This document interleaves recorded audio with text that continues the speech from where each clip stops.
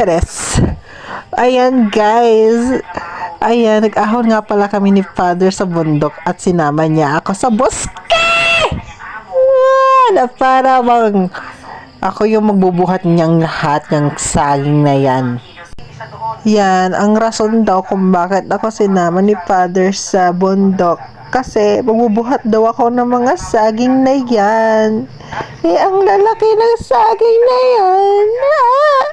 Tapos yan, back to the first video. Ayan, habang naghahanda si Father ng shield para dun sa saging, para hindi siya maglabas-labas dun sa car, is nilagyan niya ng tali yon. Tapos nilibot ko na rin yung camera ko sa paligid. Tapos tinoto ko ulit sa father ko. Ay, naglakad-lakad ako. Pagkatapos ko maglakad-lakad, tapos nag-cheese-cheese naman ako.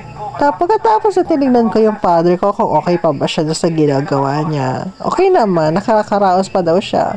Ayan, nagpapakit na naman ako ulit dyan kasi ang cute ko talaga. Nagmumukha akong Monkey King. Monkey King! Oh, eh.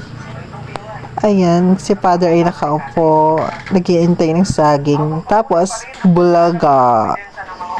Ayan na yung saging. Okay. Ayan nga pala guys, binibenta nga namin yung saging na yan guys. Pero ubos na siya guys, huwag na kayo bumili. Binenta na namin siya sa sagingan sa mga gustong bumili ng saging sa bundok. So, wag na ka namang habol. Okay. Ayan guys, sabi ko nga dyan kay Father na, Father, super dami namang saging na yan. Sabi ni Father, kulang pa yan kasi ang laki ng hacienda natin sa bundok. Hacienda? Oh, hindi niya sinabi talaga yun. Chares. Ako lang yun. May malang. Chares.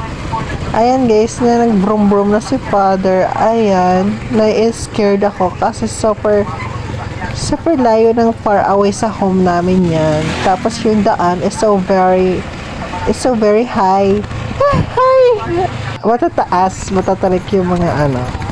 Ayan nga, nag-aan ako dyan. Piling mo mag-hing yan. Okay. Ayas. Nag-aasim-asiman na ako dyan guys. Tapos yan, binidyohan ko na rin kung paano mag-broom si Father para malaman ko din paano mag-broom para makarating na ako sa Thailand. Ang OA naman sa Thailand gamit tricycle. Over naman sa tricycle. Charas. Ayan guys.